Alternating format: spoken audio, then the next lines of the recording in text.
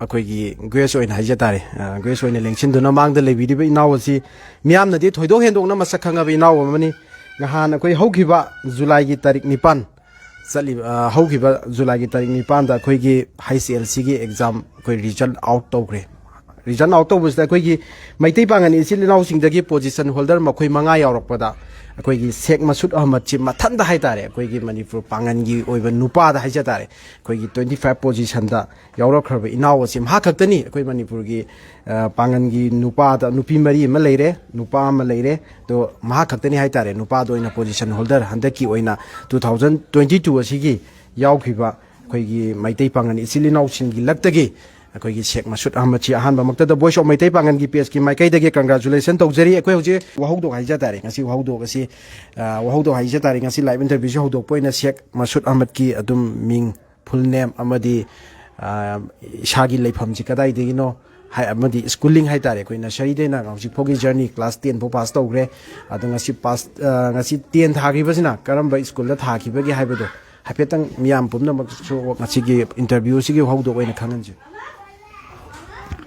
ꯑꯍꯥꯟꯕꯗ ꯑꯩ ꯏꯁꯥꯃꯛꯅ ꯉꯁꯤꯒꯤ ꯐꯦꯁꯕꯨꯛ ꯂꯥꯏꯚꯇ ꯌꯦꯡꯕꯤꯔꯤꯕ ꯃꯤꯌꯥꯝ ꯄꯨꯝꯅꯃꯛ ꯑꯃꯗꯤ ꯚꯣꯏꯁ ꯑꯣꯐ ꯃꯩꯇꯩ ꯄꯥꯡꯒꯜ ꯍꯥꯏꯔꯤꯕ ꯄꯦꯖ ꯑꯁꯤꯒꯤ ꯚꯣꯂꯨꯟꯇꯤꯌꯔꯁꯤꯡꯕꯨ ꯏꯀꯣꯛ ꯅꯣꯟꯕꯒ ꯂꯣꯏꯅꯅ ꯈꯨꯔꯨꯝꯖꯔꯤ ꯑꯩꯒꯤ ꯃꯤꯡ ꯁꯦꯛ ꯃꯁꯨꯗ ꯑꯍꯃꯗ ꯑꯩꯁꯦ ꯍꯧꯖꯤꯛ ꯈꯦꯔꯒꯥꯎ ꯃꯈꯥ ꯂꯩꯀꯥꯏꯁꯤꯗ ꯂꯩꯖꯩ ꯑꯩꯒꯤ ꯏꯄꯥꯒꯤ ꯃꯤꯡꯅ M ꯃꯅꯦꯔ ꯈꯥꯟ ꯏꯄꯥꯁꯦ ꯉꯥꯔꯤꯌꯥꯟꯗ ꯌꯥꯏꯔꯤꯄꯣꯛ ꯉꯥꯔꯤꯌꯥꯟꯗꯒꯤ ꯍꯧꯔꯛꯄꯅꯤ ꯑꯗꯨꯒ ꯏꯃꯥꯒꯤ ꯃꯤꯡꯅ ꯐꯩꯗꯥ ꯑꯩꯒꯤ ꯁ꯭ꯀꯨꯂꯤꯡꯁꯦ ꯑꯍꯥꯟꯕ ꯑꯩꯅ ꯀ꯭ꯂꯥꯁ ꯅꯔꯁꯔꯤ ꯀꯥꯕꯗꯒꯤꯅ ꯀ꯭ꯂꯥꯁ 5 ꯐꯥꯎꯕꯗꯤ ꯁꯣꯏꯕꯝ ꯂꯩꯀꯥꯏ ꯋꯥꯡꯈꯩ ꯈꯨꯅꯧꯗ ꯂꯩꯕ ꯍꯦꯂꯤ ꯏꯪꯂꯤꯁ ꯁ꯭ꯀꯨꯜ ꯍꯥꯏꯔꯤꯕ ꯁ꯭ꯀꯨꯜ ꯑꯁꯤꯗ ꯇꯝꯖꯔꯛꯏ ꯑꯗꯨꯒꯤ ꯃꯇꯨꯡꯗ ꯀ꯭ꯂꯥꯁ 6ꯇꯒꯤꯅ 6 ꯑꯃꯁꯨꯡ 7ꯁꯤꯗꯤ ꯀꯩꯈꯨꯗ ꯂꯩꯕ ꯁ꯭ꯀꯣꯂꯥꯔ ꯏꯪꯂꯤꯁ ꯑꯦꯀꯥꯗꯃꯤ ꯍꯥꯏꯔꯤꯕ ꯁ꯭ꯀꯨꯜ ꯑꯁꯤꯗ 6-7 ꯇꯝꯖꯔꯕ ꯃꯇꯨꯡ ꯀ꯭ꯂꯥꯁ 8ꯇꯒꯤ ꯍꯟꯗꯛꯀꯤ ꯃꯦꯇ꯭ꯔꯤꯛ ꯊꯥꯕ ꯀ꯭ꯂꯥꯁ 10 ꯊꯥꯕꯁꯤ ꯐꯥꯎꯕ ꯀꯩꯈꯨꯗ ꯂꯩꯕ ꯍꯥꯐꯤꯁ ꯄꯥꯏꯇꯔ ꯑꯦꯀꯥꯗꯃꯤ ꯍꯥꯏꯔꯤꯕ ꯁ꯭ꯀꯨꯜ ꯑꯁꯤꯗꯒꯤ ꯍꯟꯗꯛ ꯃꯦꯇ꯭ꯔꯤꯛꯁꯦ ꯊꯥꯖꯕꯅꯤ ꯃꯁꯨꯗ ꯑꯩꯈꯣꯏꯒꯤ ꯏꯆꯤꯜ ꯏꯅꯥꯎ ꯀꯌꯥ ꯂꯩꯕꯒꯦ ꯑꯃꯗꯤ ꯃꯁꯨꯗꯅ ꯀꯌꯥ ꯁꯨꯕꯅꯣ ꯍꯥꯏꯕꯗꯣ ꯍꯥꯏꯐꯦꯠꯇꯪ ꯁꯨꯝ ꯃꯈꯥ ꯇꯥꯅ ꯄꯟꯕꯤꯔꯝꯃꯨ ꯑꯩꯒꯤ ꯏꯆꯤꯜ ꯏꯅꯥꯎꯁꯦ 2 ꯈꯛꯇꯅꯤ ꯅꯨꯄꯥ ꯉꯥꯛꯇ ꯑꯩꯒꯤ ꯏꯌꯥꯝꯕ ꯑꯃ ꯂꯩꯖꯩ ꯏꯌꯥꯝꯕꯗꯨꯗꯤ ꯍꯧꯖꯤꯛ ꯀꯔꯤ ꯍꯣꯠꯅꯔꯤ ꯃꯥꯁꯨ ꯁ꯭ꯇꯗꯤ ꯇꯧꯔꯤꯕ꯭ꯔꯥ ꯃꯥꯁꯨ ꯍꯟꯗꯛ ꯒ꯭ꯔꯦꯖꯨꯑꯦꯁꯟ ꯂꯣꯏꯈ꯭ꯔꯦ MBA ꯊꯥꯅꯕꯒꯤ ꯄ꯭ꯔꯤꯄꯦꯔꯦꯁꯟ ꯌꯥꯝ ꯀꯟꯅ ꯍꯣꯠꯅꯔꯤ ꯌꯥꯝ ꯅꯨꯡꯉꯥꯏ ꯑꯩꯈꯣꯏ ꯑꯩꯈꯣꯏꯒꯤ ꯃꯁꯨꯗꯀꯤ ꯃꯤꯡ ꯂꯩꯐꯝ ꯑꯃꯗꯤ ꯃꯍꯥꯛꯀꯤ ꯁ꯭ꯀꯨꯂꯤꯡ ꯍꯥꯏꯇꯥꯔꯦ ꯑꯃꯗꯤ ꯏꯆꯤꯜ ꯏꯅꯥꯎꯅꯆꯤꯡꯕꯗꯤ ꯃꯤꯌꯥꯝꯗ ꯈꯪꯍꯟꯈ꯭ꯔꯦ ꯍꯧꯖꯤꯛ ꯑꯩꯈꯣꯏꯒꯤ ꯃꯤꯌꯥꯝꯅ ꯍꯧꯖꯤꯛ ꯈꯪꯅꯤꯡꯉꯤꯁꯦ ꯑꯩꯈꯣꯏ ꯉꯁꯤ ꯂꯥꯏꯚ ꯏꯟꯇꯔꯚ꯭ꯌꯨꯁꯤ ꯑꯩꯈꯣꯏꯒꯤ ꯚꯣꯏꯁ ꯑꯣꯐ ꯃꯩꯇꯩ ꯄꯥꯡꯒꯜꯁꯤꯅ ꯇꯣꯉꯥꯟ ꯇꯣꯉꯥꯟꯕ ꯁꯨꯝ ꯂꯧꯀꯥꯟꯗ ꯑꯩꯈꯣꯏꯒꯤ ꯔꯤꯖꯜ ꯑꯥꯎꯠ ꯇꯧꯕ ꯅꯨꯃꯤꯠꯇꯨꯗ ꯑꯩꯈꯣꯏ ꯌꯥꯏꯔꯤꯄꯣꯛꯇꯒꯤ ꯏꯆꯜ ꯑꯅꯤ ꯃꯈꯣꯏ ꯑꯅꯤꯁꯨ ꯂꯧꯈ꯭ꯔꯦ ꯑꯗꯣ ꯃꯌꯥꯝꯅ ꯀꯃꯦꯟꯗ ꯁꯨꯝ ꯍꯪꯈꯤꯕ ꯃꯌꯥꯝꯅꯁꯨ ꯍꯦꯟꯅ ꯈꯪꯅꯤꯡꯕ ꯍꯥꯏꯇꯥꯔꯦ ꯏꯁꯥꯒꯤ ꯍꯧꯖꯤꯛ ꯇꯨꯡꯒꯤ ꯋꯥꯔꯤꯁꯤ ꯃꯈꯥ ꯆꯠꯊꯔꯛꯀꯗꯣꯏꯅꯤꯀꯣ ꯑꯗꯣ ꯃꯔꯛꯁꯤꯗ ꯍꯥꯏꯖ ꯇꯥꯔꯦ ꯋꯥꯔꯤꯁꯤ ꯁꯥꯕ ꯅꯨꯡꯉꯥꯏꯅ ꯑꯩꯈꯣꯏꯒꯤ ꯃꯁꯨꯗꯀꯤ ꯑꯦꯝ ꯑꯃꯗꯤ ꯁꯤꯌꯣꯔ ꯂꯩꯒꯅꯤ ꯁꯤꯃꯗꯤ ꯑꯩ ꯑꯣꯏꯒꯦ ꯁꯤꯃ ꯇꯧꯔꯒ ꯑꯩ ꯃꯤꯌꯥꯝꯒꯤ ꯁꯦꯕꯥ ꯇꯧꯒꯦ ꯍꯥꯏꯕꯅꯆꯤꯡꯕ ꯋꯥꯈꯜꯂꯣꯟ ꯑꯁꯥ ꯆꯥꯎꯅ ꯂꯩꯔꯝꯒꯅꯤ ꯍꯥꯏꯖꯔꯤꯕ ꯁꯤꯗ ꯑꯩꯈꯣꯏꯒꯤ ꯀꯔꯝꯕ ꯑꯩꯈꯣই ꯁ꯭ꯇ꯭ꯔꯤꯝꯗ ꯆꯠꯂꯒ ꯀꯔꯤ ꯑꯣꯏꯅꯉꯥꯏ ꯑꯩ ꯏꯁꯥꯒꯤ ꯑꯄꯥꯝꯕ ꯑꯦꯝ ꯍꯥꯏꯖ ꯇꯥꯔꯦ ꯌꯥꯝ ꯁꯝꯅ ꯍꯥꯏꯔꯀꯥꯟꯗ ꯏꯁꯥꯒꯤ ꯑꯦꯝꯁꯤ ꯀꯔꯤꯅꯣ ꯍꯥꯏꯕꯗꯨ ꯉꯁꯤ ꯋꯥꯔꯤꯁꯤ ꯁꯥꯕ ꯅꯨꯡꯉꯥꯏꯅꯉꯥꯏ ꯁꯨꯝ ꯋꯥꯍꯧꯗꯣꯛ ꯑꯣꯏꯅ ꯍꯥꯏꯇꯥꯔꯦ ꯈꯪꯍꯜꯂꯁꯤ ꯑꯩ ꯏꯁꯥꯒꯤ ꯑꯦꯝ ꯏꯟ ꯂꯥꯏꯐ ꯁꯤ ꯐꯖꯅ ꯃꯦꯟꯇꯦꯟ ꯇꯧꯔꯒ ꯆꯠꯄ ꯉꯝꯅꯕ ꯍꯣꯠꯅꯒꯦꯅꯁꯨ ꯈꯜꯂꯤ ꯂꯩꯖꯩ ꯑꯦꯝ ꯏꯟ ꯂꯥꯏꯐꯁꯦ 11-12ꯁꯤ ꯁꯥꯏꯟꯁ ꯁ꯭ꯇ꯭ꯔꯤꯝꯗ ꯆꯠꯂꯒ 12 ꯂꯣꯏꯔꯒ ꯏꯟꯖꯤꯅꯤꯌꯥꯔꯤꯡ ꯇꯝꯒꯦꯅ ꯈꯜꯂꯤ IITꯗ ꯑꯗꯨꯒ ꯏꯟꯖꯤꯅꯤꯌꯥꯔꯤꯡꯁꯤ ꯂꯣꯏꯔꯕ ꯃꯇꯨꯡꯗ UPSC ꯇ꯭ꯔꯥꯏ ꯇꯧꯒꯦ ꯍꯥꯏꯅꯁꯨ ꯈꯟꯖꯩ ꯑꯗꯨꯒ UPSC ꯈꯜꯂꯒꯗꯤ ꯃꯌꯥꯝꯒꯤ ꯁꯦꯕꯥ ꯆꯥꯎꯅ ꯇꯧꯕ ꯉꯝꯅꯕ ꯑꯜꯂꯥꯗ ꯅꯤꯖꯔꯤ ꯌꯥꯝ ꯅꯨꯡꯉꯥꯏ ꯇꯥꯕꯗ ꯑꯩꯈꯣꯏꯒꯤ ꯉꯁꯤꯒꯤ ꯀꯩ ꯍꯥꯏꯅꯤ ꯃꯁꯨꯗꯁꯤ ꯑꯩꯈꯣꯏꯒꯤ ꯌꯥꯝꯅ ꯃꯩꯇꯩ ꯄꯥꯡꯒꯜ ꯏꯆꯤꯜ ꯏꯅꯥꯎꯁꯤꯡꯂꯛꯇ ꯍꯥꯏꯇꯥꯔꯦ ꯌꯥꯝꯅ ꯑꯩꯈꯣꯏꯒꯤ ꯑꯇꯥꯡꯕ ꯃꯅꯤ ꯑꯃꯒꯨꯝꯕꯅꯤ ꯍꯟꯗꯛꯀꯤ HCLC ꯑꯦꯛꯖꯥꯃꯤꯅꯦꯁꯟꯒꯤ ꯑꯩꯈꯣꯏ ꯔꯤꯖꯜ ꯑꯥꯎꯠ ꯇꯧꯈꯤꯕꯁꯤꯗ ꯑꯩꯈꯣꯏꯒꯤ ꯄꯥꯡꯒꯜ ꯍꯥꯏꯇꯥꯔꯦ ꯃꯩꯇꯩ ꯄꯥꯡꯒꯜ ꯏꯆꯤꯜ ꯏꯅꯥꯎꯁꯤꯡꯒꯤ ꯂꯛꯇ ꯅꯨꯄꯥꯁꯤ ꯁꯨꯞꯅꯒꯤ ꯃꯁꯨꯗ ꯈꯛꯇꯅꯤ ꯃꯁꯨꯗ ꯑꯍꯃꯗ ꯈꯛꯇꯅꯤ ꯑꯩꯈꯣꯏꯒꯤ ꯃꯨꯁꯂꯤꯝꯒꯤ ꯏꯆꯤꯜ ꯏꯅꯥꯎꯁꯤꯡ ꯍꯥꯏꯇꯥꯔꯦ ꯃꯩꯇꯩ ꯄꯥꯡꯒꯜꯂꯛꯁꯤꯗ ꯌꯥꯝ ꯁꯦꯡꯅ ꯍꯥꯏꯔꯀꯥꯟꯗ ꯑꯩꯈꯣꯏꯒꯤ ꯅꯨꯄꯥꯒꯤ ꯄꯣꯖꯤꯁꯟ ꯍꯣꯜꯗꯔꯁꯤ ꯃꯍꯥꯛ ꯈꯛꯇꯅꯤ ꯌꯥꯝꯅ ꯇꯥꯡꯕ ꯏꯅꯥꯎ ꯑꯃꯈꯛꯇꯅꯤ ꯁꯣꯏꯗꯅ ꯑꯩꯈꯣꯏꯒꯤ ꯚꯣꯏꯁ ꯑꯣꯐ ꯃꯩꯇꯩ ꯄꯥꯡꯒꯜꯒꯤ ꯄꯦꯖꯀꯤ ꯃꯥꯏꯀꯩꯗꯒꯤꯁꯨ ꯑꯩꯈꯣꯏ ꯏꯅꯥꯎꯅ ꯈꯟꯖꯔꯤꯕ ꯃꯪꯂꯥꯜ ꯍꯥꯏꯇꯥꯔꯦ ꯁꯣꯏꯗꯅꯁꯨ ꯃꯥꯏ ꯄꯥꯛꯀꯅꯤꯅꯁꯨ ꯑꯩꯈꯣꯏꯅꯁꯨ ꯑꯁꯥ ꯇꯧꯏ ꯑꯃꯗꯤ ꯁꯣꯏꯗꯅ ngamnangaisu adum hotnabiyo akhoi pumnamaknasu inaugidamakta duwa yaujage makha tarakpoina akhoi masuna hojik phawta 10 thagibasi akhoi hojikangi akhoi larik tambagi style si boarding compulsory adum leinabodona hekti antharamdai semji tuition subject khodingi tawbodona sumagi hek mami masu tai adubo masutkisu akhoi boarding da leiraga exam je thagibra amadi akhoi gi kai haini subject karam tuition chatpagi karam bo jadano haibasu mayamnasu sum akhoi mit na kongoi nga haitare akhoi makha tan hogalakliba 10 thagadaba or class 9 kariba 8 kariba akhoi gi 10 akhoi gi masutki journey sida lakadaba singna su mit na kongoi na ba karam subject ta akhoi gi tuition torokpagi karam bo jadu tuition torokpagi haibu sum ta khangan chemas taseng nargadi akhoi gi batch se laibak thi ba haigadra covid na akaiba khara pi khimna maram oraga coaching yam phajana tawbudi ngamhaude aduna school gi oja singna takpa amade akhoi gi school gi principal saranjit hirem magi coaching oina leiba queen coaching sida mate khara chacharami aduga exam tharam dai gi tha ani ahum sigi matang sida group ta leiba akhoi gi yambam gi coaching center conceptual tutorial center akhoi yamba sigi mingna Mohammad Farooq Ahmad magi sida leiraga boarding oina chu thammi magi sida leiraga preparation si yam kan honarga sigi achievement si phamgani da akhoi masud akhoi gi ngahan haugiba tarik 9 dani ko akhoi gi result out tawrija ado tarik 9 sida akhoi gi 10 exam haidoe haibase si masud han boina kanana akhoi gi pausi pirakibage amadi pausi hek hatabaga akhoi hanbada akhoi kai haini masudna phaukiba akhoi gi wakhalo lai tare ko yam nungai budi dum phaudoine nungai be henbandana kabam gani ai bo edum asa tawe do akhoi gi kari feel tawkibage amde hakta han boina pausi pirakibsina kanano da haidom dai nghaktang gi akhoi gi samna kanda region ji haidoni haiba nongma walingai dagi hauna dum khabar da kaida social media da akhoi dum lauthoko dum tawi ga bam puloi pautai nei dna exam ji haidoni haiba kan sida akhoi gi kari wakhalon da sum phaukiba haitare ko amadi exam je haido kan kanana pau pirakibno maduda fil tawkiba singdo kari kamai tawkiba ge absi mayamna so soidra ngasi gi live interview si mi so dum yamni yenge dum ngasi gi live interview sida koi gi masutta khangning ba wahang leiraga so dum comment section da thambiro live interview si gi loisil pasaruk da koi wahang oi bangai loin lokot che haraga koi gi masut amatagi koi khangmin hoba yabagi adom gi apam ba wahang singa do khangmin ba gi yabai tanja du ngasi gi live interview su lojage masut koi gi pau pirak pasi han banangon da kanana pirakhiba ge amdi kari fil tawkiba ge haido amda idana kari fil tawkiba ge habdu so mayamna so masi ai samak so sum taning ba wahang amani ado amtang khumbiyo ai gi exam haido laba matung ai se position yaure haibasi made akhoi gi aina hojik mamang da panjakiba yamba Mohammad Farooq Ahmad mana haibirapane adugi mathangda exam haido position yaure haibasida isada express to ngamdaba yamna nungaiba mikup ama oiki aduga ngaihakti isase nervous su chatle aina hotna jakriba sing ado mai pakle khanbada nervous ngaktangdi oi adu arsu sina aroiba success ti oi roi na khalle aduna ahenba singchu hotna kigdamne na khallaga isadi kam oina leina bo nei aduga exam haidok tringai mamang nongmani watlingai sidadi isase confuse oiba khara eager oiba oi kaino ha kanda exam je aina pikriba performance tuna kaini kaini yamna enough oigadra natra oiroidra khanbade isada chamamnaba adagi nervous oiba kayama phauki aduna isase yarim khai kam moina leinaba so hone adu exam haidolaba matung dadi isase anauba feeling anauba completely deform oibagumna tawki koi masud akhoi gi nahakna akhoi exam ji thar kan da akhoi gi sum akhoi 25 position da lai ji sane expect to buduga dum chana re enough oire na khanbran hakna dum akhoi position ji kaya phudu chalak pa yabagi ga na sa to bu si sa to bu ga haija tare ado expect to buduga kari sum khena ba region chi gi hana expect to buduga region out chi ga dum pe labra kari lai aini expect to jo 93% swai 92 93 sumaina expect to jamne do ai phangbusa dum 93 phangi aduna result se ai gi wakhal dadi satisfy oi jare akhoi gi masu akhoi gi मालेम की ओइन हाय तारे मालेम की ओइन अखोई Covid की अखोई school का काबा यादबा तंजा अमसु अखोई मासुद अखोई जर्नी सिदा चनग्रे हाय जारिबा अदुगा अखोई ऑनलाइन क्लास अयाम लोइन तौना इसामसु ऑनलाइन क्लास अदुम याउबिरमगनी अदु ऑनलाइन क्लास तौरपगा अखोई ऑफलाइन क्लास तौरपगा अखोई सुम खितंग खेनबदि खर लेनिदनको अदु ऑनलाइन क्लास से अखोई मासुद की मफम दा करी अदुम हाइनखिब्रा कमाइना अखोई फेस तौखिबगे हाइबिट मदुमुसु खंगजे होय कोविड लेइङै मरक्तुमदि नॉर्मली क्लास तौबा यादबनिना ऑनलाइन क्लास तौबा तारमे ऑनलाइन क्लास तौबा दो यामनमक पुरा ओइना नॉर्मल क्लास की महु छिनबदि ngamde अदुबु ऑनलाइन क्लास तौसु आई यारिबम खै मिस तौदनबो होनजखि अमदि ऑनलाइन क्लास अदु स्कूल की तौरप ऑनलाइन क्लास ता याम फसना याव रगा नुंती की डेली बेसिस ता क्लास अमता मिस तौहंदना ओजासिंगना ताकपसिंग अदु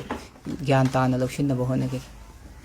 याम नुराय ओजा अखोइगी Masood Ahmad अखोइगी ngasi voice of maitai pangan अखोइगी live interview sida अखोइगी कनागुम्बना Masood Ahmad अखोइ हंदकी 25 position दा चलखरबा अखोइ मaitai pangan इसिलिनाउ सिंगदगी नुपादा मथंदनी अखोइगी 20 position holder ओइखिबसे अखोइ HCLC exam अखोइगी 2022 की region out असिदा अदु नहाक की journey असिदा कना कना हेन अखोइ support तो बिरखिबा अमदि नहाक पो दुम guideline ओइ भाइतारे guideline सिदा दुम मतेंग पांगबिखिबा नहाकना credit सिकना दा पिगनी अमदि मखोइ गुम्बा कना कना लैबगे हाबदु ngasi की live interview की तंजा असि लहुरे हारगा नहाकना फोंगदोकनिंग बलैरगा सु मखोइ के तौबिमलदु लौसे अहानबदा आइगी अचीवमेंट की क्रेडिट से ताइबंग सेंबिरिबा मपु अलादा पीजगे मथंगदा आइगी आइबु पोपीरिबा इमा इपा अमदि मथंगदा आइबु ताकपीरखिबा अंगांग ओइङै क्लास पिकलिङैदगी हौना हौजिक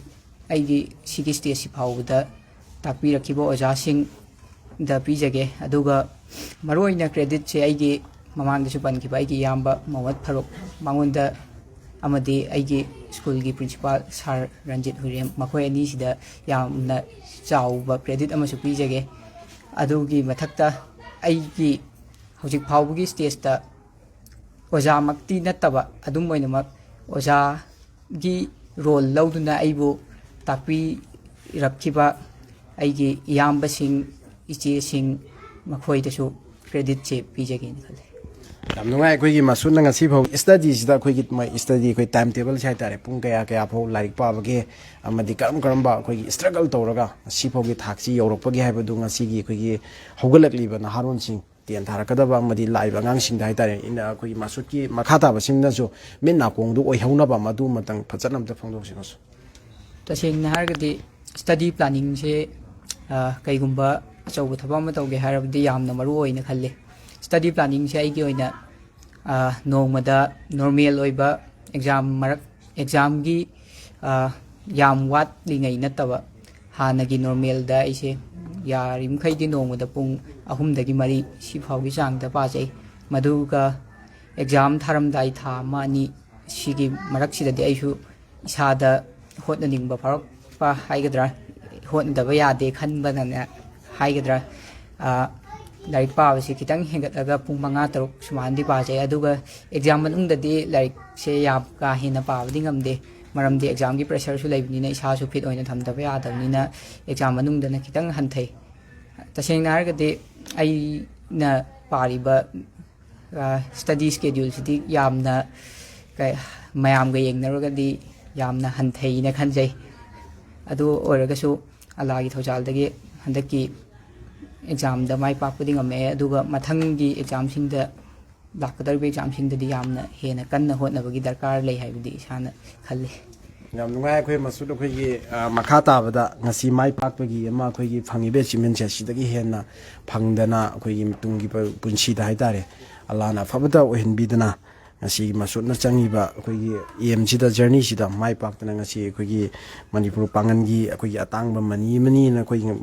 ꯄꯨꯝꯅꯃꯛꯅꯁꯨ ꯉꯁꯤ ꯑꯩꯈꯣꯏꯅ ꯀꯩꯅꯣ ꯇꯧꯖꯔꯤꯁꯤ ꯑꯩꯈꯣꯏ ꯄꯨꯝꯅꯃꯛꯀꯤ ꯑꯁꯥꯕꯨꯁꯨ ꯀꯥꯏꯍꯟꯗꯕ ꯅꯍꯥꯛꯀꯤ ꯊꯧꯅꯥꯁꯨ ꯑꯩꯈꯣꯏ ꯄꯨꯝꯅꯃꯛꯅ ꯃꯇꯝ ꯄꯨꯝꯕꯗ ꯄꯨꯛꯅꯤꯡ ꯊꯧꯒꯠꯆꯒꯦ ꯃꯈꯥ ꯇꯥꯕꯗ ꯑꯩꯈꯣꯏꯒꯤ ꯃꯁꯨꯠ ꯑꯩꯈꯣꯏꯒꯤ ꯏꯁꯥꯁꯤ ꯑꯩꯅ ꯁꯨꯝ ꯃꯁꯨꯠꯁꯤ ꯀꯅꯥꯅꯣꯅ ꯑꯩꯈꯣꯏ ꯏꯟꯇꯔꯚ꯭ꯌꯨꯁꯤ ꯂꯧꯗ꯭ꯔꯤꯉꯩꯗꯩ ꯍꯧꯅ ꯑꯩꯅ ꯁꯨꯝ ꯅꯩꯖꯕꯗ ꯃꯔꯝ ꯌꯥꯝ ꯃꯣꯛꯑꯦꯗꯤ ꯇꯥꯔꯦꯕ ꯃꯔꯝ ꯃꯣꯛꯄꯗꯨꯅꯕꯨ ꯉꯁꯤ ꯌꯥꯝꯅ ꯌꯨꯅꯤꯛ ꯑꯣꯏꯕ ꯔꯤꯖꯜ ꯑꯃꯁꯨ ꯂꯥꯛꯏꯅꯤ ꯃꯔꯝ ꯌꯥꯝ ꯃꯣꯛꯄ ꯏꯃꯨꯡ ꯃꯅꯨꯡꯒꯤ ꯃꯇꯦꯡ ꯄꯥꯡꯕ ꯑꯃꯗꯤ ꯌꯥꯝ ꯏꯪꯕ ꯇꯞꯄ ꯌꯦꯡꯕꯗꯁꯨ ꯃꯌꯥꯝꯅꯁꯨ ꯑꯗꯨꯝ ꯈꯪꯉꯝꯃꯅꯤ ꯑꯩꯈꯣꯏ ꯃꯁꯨꯠꯁꯤ ꯌꯥꯝ ꯏꯪꯖꯕ ꯃꯤ ꯑꯃꯅꯦꯗꯤ ꯑꯗꯨꯝ ꯃꯍꯥꯛꯀꯤ ꯃꯥꯏꯊꯣꯡꯁꯤꯗꯁꯨ ꯑꯗꯨꯝ ꯈꯪꯉꯤ ꯑꯩꯈꯣꯏꯒꯤ ꯃꯃꯥꯡꯉꯩꯗꯒꯤ ꯍꯧꯅ ꯑꯩꯈꯣꯏ ꯃꯁꯨꯠꯁꯨ ꯑꯗꯨꯝ ꯂꯥꯏꯔꯤꯛ ꯂꯥꯏꯁꯨꯁꯤ ꯑꯗꯨꯝ ꯐꯅ ꯍꯧꯔꯛꯑꯝꯒꯗ꯭ꯔꯥꯅ ꯑꯩꯁꯨ ꯑꯗꯨꯝ ꯑꯁꯥ ꯇꯧꯋꯦ ꯃꯌꯥꯝꯅꯁꯨ ꯃꯁꯤ ꯁꯣꯏ ꯈꯪꯅꯤꯡꯉꯝꯒꯅꯤ ꯃꯃꯥꯡꯗ ꯀꯔꯤ ꯀꯔꯤ ꯑꯦꯆꯤꯞꯃꯦꯟ ꯂꯩꯈ꯭ꯔꯒꯦ ꯑꯗꯨꯗꯒꯤ ꯉꯁꯤ ꯐꯥꯎꯗ ꯑꯗꯨꯒ ꯅꯍꯥꯛꯅ ꯅꯤꯡꯁꯤꯡꯗꯕꯁꯨ ꯑꯗꯨꯝ ꯂꯩꯔꯝꯃꯅꯤ ꯑꯗꯨꯝ ꯅꯁꯔꯤꯗꯩꯅ ꯉꯁꯤ ꯐꯥꯎꯗ ꯑꯩꯈꯣꯏꯒꯤ ꯂꯥꯏꯔꯤꯛꯀꯤ ꯑꯣꯏꯕ ꯖꯔꯅꯤ ꯍꯥꯏꯇꯥꯔꯦ ꯁ꯭ꯇꯗꯤꯒꯤ ꯑꯣꯏꯕ ꯖꯔꯅꯤꯁꯤꯗ ꯑꯩꯈꯣꯏ ꯔꯦꯡ ꯀꯌꯥ ꯀꯃꯥꯏꯅ ꯁꯨꯝ ꯂꯥꯛꯈꯤꯕꯒꯦ ꯑꯃꯗꯤ ꯀꯔꯤ ꯀꯔꯤ ꯑꯦꯆꯤꯞꯃꯦꯟ ꯐꯪꯈꯤꯕꯒꯦ ꯍꯥꯏꯕꯁꯤꯁꯨ ꯃꯌꯥꯝꯅꯁꯨ ꯃꯁꯤ ꯁꯣꯏ ꯈꯪꯅꯤꯡꯒꯅꯤ ꯃꯁꯤꯁꯤ ꯄꯨꯝꯅꯃꯛꯇ ꯈꯪꯍꯟꯕꯒꯤ ꯇꯥꯟꯖꯥꯗꯨ ꯂꯧꯁꯤꯅꯤ ꯑꯩꯒꯤ ꯑꯣꯏꯅ ꯍꯧꯖꯤꯛ ꯐꯥꯎꯒꯤ ꯂꯥꯏꯐꯇ ꯂꯥꯛꯄꯗ ꯑꯩ ꯏꯁꯥꯅ ꯌꯥꯝꯅ ꯄꯨꯔꯥ ꯑꯣꯏꯅ ꯕꯦꯁ ꯑꯣꯏꯅ ꯐꯕ ꯁ꯭ꯇꯨꯗꯦꯟ ꯑꯃ ꯑꯣꯏꯗ꯭ꯔꯒꯁꯨ ꯑꯦꯚꯔꯦꯖ ꯑꯣꯏꯅ ꯑꯗꯨꯝ ꯆꯥꯡ ꯅꯥꯏꯅ ꯍꯣꯠꯅꯔꯒ ꯂꯥꯛꯏ ꯑꯩꯅ ꯀ꯭ꯂꯥꯁ ꯅꯔꯁꯔꯤ ꯀꯥꯔꯛꯄꯗꯒꯤꯅ ꯀ꯭ꯂꯥꯁ 5 ꯐꯥꯎ ꯍꯦꯂꯤꯗ ꯇꯝꯂꯤꯉꯩꯗ ꯑꯩꯉꯣꯟꯗ ꯑꯩꯅ ꯔꯦꯡ 1 2 3 ꯁꯤꯒꯤ ꯑꯍꯨꯝꯁꯤꯗ ꯑꯗꯨꯝ ꯑꯩꯈꯣꯏꯒꯤ ꯀꯂꯤꯛꯁꯤꯡꯒ ꯑꯃꯨꯛ ꯑꯇꯣꯞꯄꯅ ꯇꯥ ꯑꯃꯨꯛ ꯑꯩꯅ ꯇꯥ ꯇꯧꯔꯒ ꯇꯧꯔꯛꯑꯦ ꯑꯗꯨꯒꯤ ꯃꯊꯪꯗ ꯀ꯭ꯂꯥꯁ 6 7 ꯁꯤꯗ ꯁ꯭ꯀꯣꯂꯥꯔꯁꯤꯗꯁꯨ ꯑꯩ ꯑꯗꯨꯝ ꯇꯣꯄꯔꯁꯤꯡꯒꯤ ꯃꯔꯛꯇ ꯆꯟꯕ ꯉꯝꯂꯝꯃꯤ ꯑꯗꯨꯒ ꯍꯥꯐꯤꯁ ꯕꯥꯏꯇꯔ ꯑꯩꯅ ꯍꯟꯗꯛ ꯑꯦꯛꯖꯥꯝ ꯊꯥꯖꯕꯁꯤꯗꯁꯨ ꯑꯩ ꯁ꯭ꯀꯨꯜꯒꯤ ꯑꯣꯏꯅꯗꯤ ꯇꯣꯄꯔꯅꯤ ꯑꯗꯨꯒ ꯁꯤꯒꯤ ꯃꯊꯛꯇ ꯇꯣꯉꯥꯟꯕ ꯑꯦꯆꯤꯞꯃꯦꯟ ꯍꯥꯏꯔꯒꯅ ꯑꯩꯅ ꯅꯤꯡꯁꯤꯡꯗꯕ ꯀꯥꯎꯈꯤꯕ ꯀꯌꯥ ꯑꯃꯁꯨ ꯂꯩꯔꯝꯒꯅꯤ ꯑꯗꯨꯒ ꯑꯩꯅ ꯅꯤꯡꯁꯤꯡꯕꯗꯗꯤ ꯑꯩꯅ ꯀ꯭ꯂꯥꯁ 7 ꯀꯥꯕ ꯀꯥꯟꯗ ꯁ꯭ꯀꯣꯂꯥꯔꯗ ꯇꯝꯂꯤꯉꯩꯗ ꯑꯁꯤꯒꯤ ꯀꯩꯗ ꯈꯦꯇ꯭ꯔꯤꯒꯥꯎꯒꯤ ꯑꯣꯏꯅ ꯀꯨꯏꯁ ꯀꯝꯄꯤꯇꯤꯁꯟ ꯑꯃꯗ ꯑꯩ ꯐꯥꯔꯁ ꯇꯥꯖꯈꯤ ꯑꯗꯨꯒꯤ ꯃꯊꯪꯗ ꯀ꯭ꯂꯥꯁ 8 ꯀꯥꯕ ꯀꯥꯟꯗ ꯃꯍꯩꯀꯣꯜꯒꯤ ꯑꯣꯏꯕ ꯁꯥꯏꯟꯁ ꯀꯣꯝꯄꯤꯇꯤꯁꯟ ꯑꯃꯗ ꯑꯩꯁꯦ ꯔꯦꯡ 8 ꯇꯥꯖꯈꯤ ꯑꯩꯈꯣꯏ ꯃꯁꯨꯠ ꯑꯩꯈꯣꯏꯒꯤ ꯍꯧꯖꯤꯛꯁꯤ ꯔꯤꯖꯜ ꯑꯥꯎꯠ ꯇꯧꯈ꯭ꯔꯦ ꯑꯩꯈꯣꯏꯒꯤ ꯁꯦꯀꯦꯟꯗꯔꯤ ꯃꯈꯥ ꯇꯝꯊꯒꯗꯕꯁꯤ ꯁꯨꯝ ꯀꯅꯥꯒꯨꯝꯕ ꯑꯇꯣꯞꯄ ꯍꯥꯏꯇꯥꯔꯦ ꯁꯨꯝ ꯑꯦꯗꯃꯤꯁꯟ ꯇꯧꯕꯕꯨ ꯌꯥꯎꯅꯈ꯭ꯔꯦ ꯍꯥꯏꯖꯔꯤꯕ ꯑꯗꯨ ꯅꯍꯥꯛꯀꯤ ꯑꯣꯏꯅꯗꯤ ꯃꯅꯤꯄꯨꯔ ꯃꯅꯨꯡꯗ ꯑꯗꯨꯝ ꯁ꯭ꯇꯗꯤꯁꯤ ꯃꯈꯥ ꯇꯧꯒꯦ ꯈꯟꯕ꯭ꯔꯥ ꯃꯄꯥꯟ ꯂꯝꯗ ꯆꯠꯄꯒꯤ ꯑꯁꯥ ꯂꯩꯕ꯭ꯔꯥ ꯅꯠꯇ꯭ꯔꯒꯅ ꯀꯔꯝꯕ ꯑꯩꯈꯣꯏꯒꯤ ꯃꯈꯥꯗ ꯇꯝꯅꯉꯥꯏ ꯍꯥꯏꯇꯥꯔꯦ ꯀꯔꯝꯕꯗ ꯇꯝꯃꯒꯦ ꯀꯃꯥꯏꯅ ꯇꯧꯔꯒꯦ ꯀꯥꯏꯅ ꯏꯁꯥꯒꯤ ꯑꯣꯏꯕ ꯑꯔꯦꯞꯄ ꯂꯩꯔꯕ꯭ꯔꯥ ꯅꯠꯇ꯭ꯔꯒꯅ ꯃꯗꯨ ꯍꯧꯖꯤꯛꯐꯥꯎꯒꯤ ꯑꯣꯏꯅ ꯑꯔꯦꯞꯄ ꯂꯩꯇ꯭ꯔꯤꯕꯁꯤ ꯃꯌꯥꯝꯅꯁꯨ ꯁꯨꯝ ꯃꯈꯥꯁꯤ ꯀꯗꯥꯏꯗ ꯀꯃꯥꯏꯅ ꯇꯝꯃꯛꯀꯗꯒꯦ ꯃꯁꯤ ꯁꯣꯏ ꯈꯪꯅꯤꯡꯒꯅꯦꯕ ꯃꯁꯤꯒꯤ ꯉꯁꯤꯒꯤ ꯂꯥꯏꯚ ꯏꯟꯇꯔꯚ꯭ꯌꯨꯁꯤꯒꯤ ꯈꯨꯗꯣꯡꯆꯥꯕ ꯂꯧꯖꯔꯒ ꯃꯥꯒꯤ ꯁ꯭ꯇꯗꯤ ꯃꯈꯥꯁꯤ ꯀꯃꯥꯏꯅ ꯇꯧꯕ ꯇꯥꯔꯤꯒꯦ ꯍꯥꯏꯕꯁꯤ ꯃꯁꯤ ꯑꯃꯁꯨ ꯈꯪꯍꯟꯖꯩ ꯑꯩꯒꯤ ꯁ꯭ꯇꯗꯤ ꯃꯈꯥ ꯀ꯭ꯂꯥꯁ 11 12ꯁꯦ ꯏꯝꯄ꯭ꯔꯤꯟ ꯁꯥꯏꯟꯁ ꯑꯦꯀꯥꯗꯃꯤ ꯁꯤꯒꯤꯁꯤꯗ ꯇꯝꯂꯒꯦꯅ ꯈꯜꯂꯦ 11 12ꯁꯤꯃꯗꯤ ꯏꯝꯄ꯭ꯔꯤꯟ ꯁꯥꯏꯟꯁ ꯑꯦꯀꯥꯗꯃꯤ ꯍꯥꯏꯕ ꯀꯗꯥꯏꯋꯥꯏ ꯂꯩꯕꯅꯣ ꯃꯁꯦ ꯑꯦꯌꯔꯄꯣꯔꯠ ꯔꯣꯗꯇ ꯌꯥꯝ ꯅꯨꯡꯉꯥꯏ ꯑꯩꯈꯣꯏꯒꯤ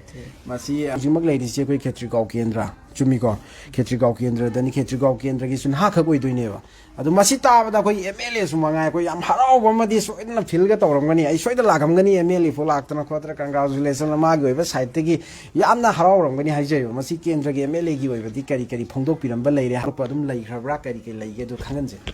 ꯇꯁꯦꯡꯅ ꯍꯥꯏꯔꯒꯗꯤ ꯑꯩꯈꯣꯏꯒꯤ ꯈꯦꯇ꯭ꯔꯤꯒꯥꯎ ꯀꯦꯟꯗ꯭ꯔꯒꯤ MLAꯒꯤ ꯃꯥꯏꯀꯩꯗꯒꯤꯗꯤ ꯌꯥꯝꯅ ꯆꯥꯎꯊꯣꯛꯆꯅꯤꯡꯉꯥꯏꯕꯨꯗꯤ ꯑꯣꯏꯕꯖꯥꯠꯅꯤ ꯑꯗꯨꯝ ꯑꯣꯏꯅꯃꯛ ꯍꯧꯖꯤꯛ ꯐꯥꯎꯗꯗꯤ ꯁꯤꯡꯒꯜ ꯋꯥꯔꯗ ꯑꯣꯐ ꯑꯦꯄ꯭ꯔꯤꯁꯤꯌꯦꯁꯟ ꯂꯥꯛꯇ꯭ꯔꯤ MLAꯁꯦ ꯀꯔꯤ ꯑꯆꯤꯟꯕ ꯂꯩꯕꯅꯣꯗꯤ ꯑꯩꯁꯨ ꯈꯪꯖꯗ꯭ꯔꯦ ꯑꯗꯨꯕꯨ ꯍꯧꯖꯤꯛ ꯐꯥꯎꯒꯤ ꯑꯣꯏꯅꯗꯤ ꯑꯦꯄ꯭ꯔꯤꯁꯤꯌꯦꯁꯟꯁꯦ ꯇꯥꯖꯗ꯭ꯔꯤ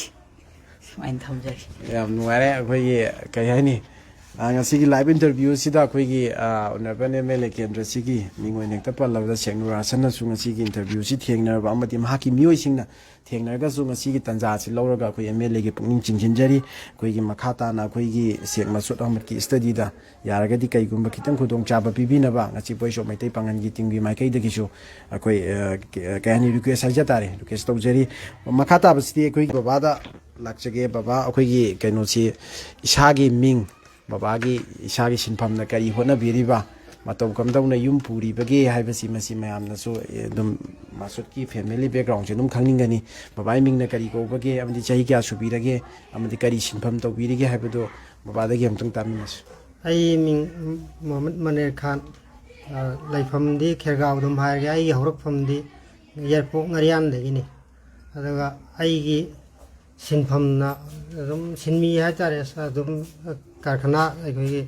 ꯐꯔꯅꯤꯆꯔ ꯁꯨꯐꯝ ꯑꯃꯗ ꯊꯕꯛ ꯁꯨꯕ ꯌꯥꯎꯔꯤ ꯍꯥꯏꯇꯥꯔꯦ ꯑꯩꯈꯣꯏꯒꯤ ꯕꯕꯥꯁꯤ ꯑꯩꯈꯣꯏꯒꯤ ꯉꯁꯤꯒꯤ ꯑꯩꯈꯣꯏꯒꯤ ꯐꯔꯅꯤꯆꯔ ꯍꯥꯏꯕꯅꯤꯀꯣ ꯐꯔꯅꯤꯆꯔ ꯌꯥꯎꯔꯒ ꯑꯩꯈꯣꯏ ꯏꯆꯥꯁꯤ ꯁꯦꯝꯕꯅꯤ ꯑꯗꯣ ꯐꯔꯅꯤꯆꯔ ꯍꯥꯏꯕꯁꯤ ꯀꯩꯁꯨ ꯀꯥ ꯍꯦꯟꯅ ꯌꯨꯝ ꯄꯨꯅꯕ ꯅꯠꯇꯅ ꯊꯣꯏꯗꯣꯛ ꯍꯦꯟꯗꯣꯛꯅ ꯃꯁꯤꯗꯒꯤ ꯁꯨꯝ ꯐꯪꯕ ꯏꯟꯀꯝꯗꯤ ꯑꯣꯏꯗꯦ ꯑꯗꯨꯕꯨ ꯌꯥꯝꯅ ꯑꯩꯈꯣꯏꯗꯁꯨ ꯌꯥꯝ ꯆꯥꯎꯊꯣꯛꯆꯅꯤꯡꯉꯥꯏꯅꯦ ꯐꯔꯅꯤꯆꯔ ꯇꯧꯔꯒ ꯇꯦꯛ ꯇꯦꯛ ꯇꯧꯖꯔꯤꯕ ꯏꯃꯨꯡ ꯑꯃꯒꯤ ꯃꯆꯥꯅ ꯉꯁꯤ ꯃꯅꯤꯄꯨꯔ ꯄꯥꯡꯒꯟꯒꯤ ꯑꯣꯏꯅ ꯅꯨꯄꯥꯗ ꯃꯊꯟꯇꯒ ꯄꯣꯖꯤꯁꯟ ꯌꯥꯎꯔꯛꯇꯅ ꯁꯤꯒꯤ ꯊꯥꯛꯇ ꯌꯧꯔꯛꯏꯁꯦ ꯑꯩꯈꯣꯏꯒꯤ ꯃꯥꯏꯀꯩꯗꯒꯤꯁꯨ ꯌꯥꯝꯅ ꯑꯉꯛꯄ ꯑꯃꯗꯤ ꯐꯥꯎꯏ ꯑꯩꯈꯣꯏꯒꯤ ꯕꯕꯥ ꯑꯩꯈꯣꯏꯒꯤ ꯏꯆꯥꯁꯦ ꯑꯩꯈꯣꯏꯒꯤ ꯁꯦꯛ ꯃꯁꯨꯠ ꯑꯍꯃꯗꯁꯤ ꯑꯉꯥꯡ ꯍꯥꯏꯕꯁꯤ ꯑꯩꯈꯣꯏꯒꯤ ꯅꯤꯡꯊꯥꯗꯒꯤ ꯍꯧꯅ ꯈꯪꯉꯤ ꯀꯥꯏꯅ ꯁꯨꯝ ꯍꯥꯏꯅꯕ ꯂꯩ ꯑꯍꯜ ꯂꯃꯟꯅ ꯁꯨꯝ ꯇꯥꯛꯄꯗ ꯑꯩꯈꯣꯏ ꯇꯣꯉꯥꯟ ꯑꯣꯏꯕ ꯃꯉꯣꯟꯗ ꯌꯨꯅꯤꯛ ꯑꯣꯏꯕ ꯍꯥꯏꯗ꯭ꯔꯥ ꯕꯨꯜ ꯍꯥꯏꯒꯗ꯭ꯔꯥ ꯃꯥꯒꯤ ꯂꯤꯆꯠ ꯁꯥꯖꯠꯁꯤ ꯑꯩꯈꯣꯏ ꯑꯉꯥꯡ ꯑꯣꯏꯔꯤꯉꯩꯗꯧꯅ ꯃꯁꯤ ꯑꯉꯥꯡꯁꯤꯃꯗꯤ ꯁꯦꯝꯕꯗ ꯑꯗꯨꯝ ꯊꯣꯛꯀꯅꯤ ꯀꯩꯒꯨꯝꯕ ꯑꯃꯗꯤ ꯃꯑꯣꯡ ꯑꯃꯗꯤ ꯇꯥꯒꯗꯕ ꯃꯥꯜꯂꯦꯅ ꯕꯕꯥ ꯑꯩꯈꯣꯏꯅ ꯍꯥꯟꯅꯗꯤ ꯍꯧꯅ ꯁꯨꯝ ꯊꯥꯖꯕ ꯑꯃ ꯂꯩꯔꯛꯈꯤꯕ꯭ꯔꯥ ꯃꯥꯒꯤ ꯑꯩꯈꯣꯏ ꯁꯦꯝꯕꯤ ꯁꯥꯕꯤꯕꯗ ꯀꯔꯤ ꯁꯨꯝ ꯅꯨꯡꯉꯥꯏꯇꯕ ꯑꯃꯗꯤ ꯅꯨꯡꯉꯥꯏꯕ ꯇꯣꯉꯥꯟ ꯑꯣꯏꯕ ꯒꯨꯟ ꯀꯔꯤ ꯂꯩꯈꯤꯕꯒꯦ ꯍꯥꯏꯕꯗꯨ ꯁꯨꯝ ꯍꯥꯛꯀꯤ ꯃꯇꯥꯡꯗ ꯍꯥꯏꯐꯦꯠꯇꯪ ꯕꯕꯥꯒꯤ ꯁꯥꯏꯠꯇꯒꯤꯁꯨ ꯈꯪꯍꯟꯕꯤꯌꯨ ꯃꯥꯗꯤ ꯁꯦꯡꯅ ꯑꯉꯥꯡ ꯑꯣꯏꯔꯤꯉꯩꯗꯒꯤ ꯃꯥꯒꯤ ꯆꯞ ꯆꯥꯕꯤ ꯄꯤꯊꯣꯛꯄ ꯑꯃꯒꯨꯝꯅꯀꯣ ꯑꯩꯈꯣꯏ ꯑꯉꯥꯡ ꯑꯅꯤꯁꯦ ꯍꯦꯂꯤꯁꯤꯗ ꯑꯩꯒꯤ ꯏꯆꯥꯅꯨꯄꯥ ꯑꯍꯟꯁꯤꯁꯨ ꯀ꯭ꯂꯥꯁ 6 ꯐꯥꯎ ꯇꯝꯃꯛꯈꯤꯕ ꯑꯗꯣ ꯀ꯭ꯂꯥꯁ 6 ꯐꯥꯎ ꯇꯝꯃꯛꯄꯁꯤ ꯑꯉꯥꯡꯁꯤ ꯑꯩꯁꯤ ꯁꯦꯡꯅ ꯑꯩꯗꯤ ꯊꯣꯏꯅ ꯂꯥꯏꯔꯤꯛꯇꯤ ꯍꯩꯇꯦ ꯂꯥꯏꯔꯤꯛ ꯍꯩꯇ꯭ꯔꯒꯁꯨ ꯑꯉꯥꯡꯁꯤꯡꯒꯤꯗꯤ ꯐꯖꯅ ꯃꯔꯝ ꯆꯥꯅ ꯍꯩꯍꯟꯅꯤꯡꯕꯗꯣ ꯑꯗ ꯁꯤ ꯑꯉꯥꯡ ꯑꯆꯧꯕꯁꯤ ꯑꯩꯈꯣꯏꯒꯤ ꯍꯦꯂꯤꯁꯤ ꯐꯥꯎꯗꯣꯛ ꯆꯠꯐꯝꯁꯤꯗ ꯅꯣꯡ ꯏꯁꯤꯡ ꯇꯥꯕꯁꯤꯗ ꯁꯤ ꯌꯧꯅꯒ ꯍꯦꯛ ꯄꯨꯊꯔꯝꯕ ꯏꯁꯤꯡ ꯊꯨꯝꯃꯝꯕ ꯇꯥꯏꯃꯤꯡꯁꯦ ꯁꯤꯒꯤꯁꯤꯗ ꯑꯉꯥꯡ ꯑꯆꯧꯕꯁꯤ ꯀ꯭ꯂꯥꯁ 6 ꯐꯥꯎ ꯑꯩꯅ ꯑꯗꯨꯒꯨꯝꯕ ꯃꯇꯝꯁꯤ ꯄꯣꯔ ꯊꯤꯜꯂꯦꯕ ꯁꯤꯒꯤ ꯃꯁꯨꯠꯁꯤꯗꯤ ꯈꯤꯇꯪ ꯀꯪꯕ ꯎꯕꯒ ꯑꯩ ꯀꯨꯝꯒꯦꯅ ꯅꯪꯒꯟꯁꯤꯗꯩ ꯆꯣꯡꯊꯕ ꯑꯩ ꯈꯣꯡꯒ ꯆꯠꯆꯒꯦ ꯑꯩ ꯆꯠꯄ ꯍꯩꯔꯦꯅ ꯑꯗꯨꯃꯥꯏꯅ ꯑꯗꯨꯝ ꯇꯧꯕ ꯃꯁꯥꯒꯤ ꯑꯣꯏꯅ ꯃꯁꯥꯅ ꯇꯧꯖꯅꯤꯡꯕ ꯍꯥꯏꯕ ꯇꯥꯔꯦ ꯑꯗꯒꯤ मासे बंगाली मयेक खबर से ची मास को सोरिया सोरा करीम खंगदे अदो करी 2008 अदवाइदर कइनो अखोय वर्ल्ड कप अमा सानखिबो अमा लेबिने अदिदा मासे बोन सि याम पाम्बा अदा खबर आइना खबर सिदा आइना सुम पाबा अद माना आइंगोंदा नुतिगी पाउ सुम हाइबा कना सानखी पाउ आइ सुमा माना आइना पारिदो येंगागो हजिकसे बंगाली खबर से फजन तुम पाब ngame को मा तमुदे सूर्य सरा कई खंगे अदुगुम बंगमंदा अदगी सानबा खोनबसे मा बेट से अखोगी कोक सानबा से बैडमिंटन सानबसे बेट से बो पाइबा ngamdringeida aigumba amuga samana सानबा ngame मंगोंदा करगुम्बा मदि दुम आई खंगे मसे आंगांगसे दुम सेमदा थोकनी हैनादि दुम खन मरम मोकपैदे आंगांग अनिमुकसे अखोइना फम हाइबा मफमदा फंगनी चटलो हाइबा मफमदा चटकनी मखोइगी लमहेन तुहेन करिगुमम लेते याम नुंगाय अखोइ इचा सेम बाइबसी सुगुम्बा वाखल हाबदि मासुची सेमबदा बाबाना थेंगनरखि एक्सपीरियंस तो मामा मपा तैनसु सुम ngasiगी लाइव इंटरव्यू सि यंगबिबे यावबा अमदि कोनबु यंगबिरगसु मसि खंगनिंबगी अदुम अपामबम लेगनी मसि अखोइगी मचा मसुची सुगुम्बगी लेवल अमदा लाइरबा आइना आइगी चाची सिफोगी थाक्ता सेमी लाइरबा तारगसु सिगी मवंगदा तौबा याय खोटबा याय हाइब्रा चिंगबा अखोइगी मेसेज हाइजा तारे मयामदा इब बाबागी ओबे एक्सपीरियंस तो खजिक्तंग मयाम पुन्ना खंगमिनबे तंजादु पीस सेंगना मसे आंगांग अमा सेंगेदि ममा मपा की दायित्व याम सावे ममा मपा की दायित्व यामना सावे हेदि आंगांग सि फहनगे से ममा मपा द लेयो आंगांग सि अखोइगी कनागुमना दुकान अम संगुदा आंगांग सिना चानिंगबा पोतु चागे हाबगदा आंगांग दुगे अपाम पियेबो आंगांग दुगे अपाम पिरोइदबने आइना फरे खंबांग पोतो आंगांग द फिसगदबने आंगांग सि अखोई फरगदी आंगांग फगनेबो अदना अखोई हाना फब दरकार होय लादेगी लेमिन अखोई जुमथंग कैरोन नरिबा खुदिंग मक्से फमिनरब कांदा आंगांग सिंगि फगनेन खन याम नुआय बाबाना सि हाइबदि याम फजबा मखक यावरी अखोई कमाय तो यांदा आंगांगना चापो चागे हाइबदा माना चागे हाइबदु पिजरोइदबनी हाइबदु हाइबदि मदुना फंगदोइसि अखोइगी अहल ओइबसिंगसिना अफफतगी दाइतदु हेना खंगबनिना अखोइना अफब लंबीदुदा ताकपीसि आंगांगना हाइबदु सुम चलगदी मोइदि अफब फतबा खंगब नत्रि हौगलकलिबना हारुन सिंगसिदि अखोइना फजना अखोइगी लमजिंगमगी मखादा चटकदबे चुमिगो बाबाइना हजि बाबान फंगदोकपिरिदो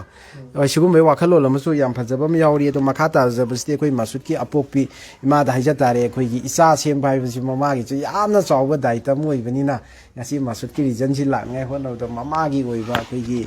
ꯌꯥꯝꯅ ꯍꯣꯠꯅꯕ ꯍꯥꯏꯖꯠ ꯑꯩꯈꯣꯏꯒꯤ ꯃꯁꯨꯠꯁꯤ ꯑꯉꯥꯡ ꯑꯣꯏꯔꯤꯉꯩꯗ ꯍꯧꯅ ꯀꯔꯤ ꯀꯔꯝꯕ ꯂꯤꯆꯠ ꯑꯣꯏꯔꯛꯄꯒꯦ ꯏꯃꯥꯅꯁꯨ ꯉꯁꯤꯒꯤ ꯔꯤꯖꯜꯠꯁꯤ ꯇꯥꯅꯉꯥꯏ ꯍꯣꯠꯅꯕꯗ ꯉꯁꯤ ꯐꯥꯎꯒꯤ ꯖꯔꯅꯤꯁꯤꯗ ꯏꯃꯥꯅ ꯗꯥꯏꯇ ꯂꯧꯕꯗ ꯃꯁꯨꯠꯀꯤꯗꯃꯛꯇ ꯀꯔꯤ ꯀꯔꯤ ꯑꯋꯥ ꯅꯨꯡꯉꯥꯏ ꯊꯦꯡꯅꯈꯤꯕꯒꯦ ꯍꯥꯏꯕꯗꯨ ꯈꯤꯇꯪ ꯃꯌꯥꯝ ꯄꯨꯝꯅꯃꯛꯅꯁꯨ ꯉꯁꯤꯒꯤ ꯃꯃꯥ ꯑꯣꯏꯕꯤꯈꯩꯅꯁꯨ ꯑꯩꯈꯣꯏꯒꯤ ꯈꯪꯃꯤꯟꯅꯍꯧꯕ ꯑꯃꯗꯤ ꯃꯣꯏꯗ ꯃꯤꯠ ꯅꯥꯀꯣꯡ ꯑꯣꯏꯅꯉꯥꯏ ꯍꯥꯏꯖ ꯇꯥꯔꯦ ꯈꯪꯍꯟꯁꯤ ꯁꯦꯡꯅ ꯍꯥꯏꯔꯀꯥꯟꯗ ꯑꯉꯥꯡ ꯑꯃ ꯁꯦꯝꯕ ꯍꯥꯏꯕꯁꯤ ꯃꯃꯥ ꯃꯄꯥꯒꯤ ꯌꯥꯝ ꯆꯥꯎꯕ ꯗꯥꯏꯇ ꯂꯩ ꯑꯗꯨꯅ ꯃꯃꯥ ꯑꯣꯏꯕ ꯑꯩꯈꯣꯏꯒꯤꯅ ꯑꯃꯨꯛ ꯍꯦꯟꯅ ꯗꯥꯏꯇꯁꯤ ꯍꯦꯜꯂꯦꯅ ꯂꯧꯏ ꯑꯗꯨꯒ ꯑꯩꯒꯤ ꯑꯉꯥꯡꯁꯤꯒꯤ ꯑꯣꯏꯅꯗꯤ ꯁꯦꯡꯅ ꯑꯩꯅ ꯃꯥꯒꯤꯗꯃꯛꯇ ꯃꯇꯝ ꯈꯨꯗꯤꯡꯃꯛꯇ ꯀꯦꯌꯔ ꯌꯥꯝꯅ ꯂꯧꯕꯤ